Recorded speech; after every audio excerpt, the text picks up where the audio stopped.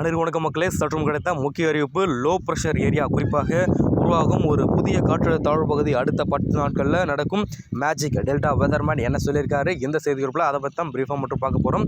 குறிப்பாக இது எந்தெந்த மாவட்டத்துக்கு அதிகமான ஒரு பாதிப்பை தரப்போகுது தான் இந்த செய்தி குறிப்பில் பிரீஃபாக மட்டும் பார்க்க போகிறோம். அது போல நம்ம சேனல் தான் வந்திருக்கீங்கன்னா மறக்காமல் சப்ஸ்கிரைப் பண்ணிக்கோங்க. பக்கத்தில் இருக்க பெல் ஐகானை நீங்கள் ஆல்ரெடி பண்ணிக்கோங்க. முக்கிய விஷயம் வீடியோ ஸ்கிப் பண்ண பாருங்கள் மகளே. அப்போ தான் நான் சொல்கிற தகவல் என்னட்டு உங்களுக்கு வந்து சிறப்பு வாங்க வீடியோவில் போகலாம். குறிப்பாக வங்கக்கடலில் அடுத்த 10 நாட்களில் ஒரு புதிய காற்றழுத்த தாழ்வு பகுதி உருவாக வாய்ப்பு இருப்பதாக சொல்லியிருக்காரு. வெதர்மேன் அவர்கள் ஹேமச்சந்திரன் சொல்லியிருக்காரு. இதன் காரணமாக பிப்ரவரி 20ஆம் தேதி பார்த்திங்கன்னா பனியினுடைய தாக்கம் குறைந்து தமிழகத்தில் மீண்டும் ஒரு மழைக்கு வாய்ப்பு இருப்பதாக சொல்லியிருக்காரு. அதை குறிப்பாக பார்க்க போனீங்கன்னா உள்ள ஆராய்ச்சி பக்கத்தில் தெற்கு வங்கக்கடலில் இலங்கை கடலோர பகுதியில் குறிப்பாக இந்த புதிய ஒரு காற்றழுத்த தாழ்வு பகுதி உருவாக வாய்ப்பு இருப்பதாகவும் சொல்ல வராங்க. வரும் 22ஆம் தேதி தமிழக கரையை நெருங்கும் என கணித்துள்ளார் அப்படின்னும் சொல்ல வராங்க.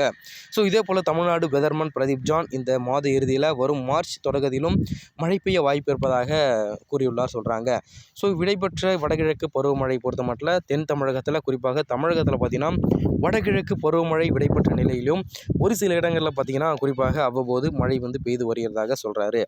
குறிப்பாக ஜனவரி 1ஆம் தேதியிலிருந்து குறிப்பாக சென்னை உள்ளிட்ட பல்வேறு இடங்களில் மழை பெய்த நிலையில் அதனைத் தொடர்ந்து பொங்கலையொட்டி 3 நாட்களுக்கு மழை பெய்தது. எனினும் பார்த்திங்கன்னா பனியினுடைய தாக்கம் அதிகமாக இருந்ததாகவும் நாமும் பார்க்கிறோம். அதை பொறுத்த மட்டும் ஜனவரி மாத இறுதியில் டெல்டா மற்றும் கடலோர மாவட்டங்களில் மீண்டும் மழை பெய்ததாக சொல்கிறாரு. இதனால் நெற்பயிர்கள் மழை நீரில் மூழ்கி தற்போது அதிகமான ஒரு பாதிப்பு உள்ளதாக சொல்ல வராரு. அதை பொறுத்த மட்டும் தான் ஒரு புதிய காற்றழுத்த தாழ்வு பகுதி உருவாகும் என்று கணித்துள்ள இவர் சிறிது சிறிதாக வெப்பநிலையும் கூடி வருவதாக சொல்கிற நிலையில் இந்த சூழ்நிலையில் தான் மீண்டும் தமிழகத்தில் மழைக்கு வாய்ப்பு இருப்பதாக சொல்ல வராரு. குறிப்பாக தனியார் வானிலை ஆய்வு மையம் டெல்டா வெதர்மேன் கூறியுள்ளார்.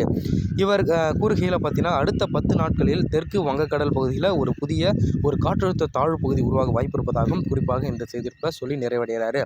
இது போன்ற அதாவது பார்த்தீங்கன்னா மழை மற்றும் வானிலை மற்றும் புயல் பற்றிய கூடுதலை உடனுக்குடன் துல்லியமாக தெரியும் அப்படின்னு நினச்சிங்கன்னா மறக்காமல் நம்மளோட சேனலுக்கு இப்போ தான் வந்திருக்கீங்கன்னா மறக்காமல் சப்ஸ்கிரைப் பண்ணிக்கோங்க மக்களே. பக்கத்தில் இருக்க பெல் ஐகானை கிளிக் பண்ணி ஆல்ரெடி பண்ணிக்கோங்க. அது போல் இது பண்ணுங்க.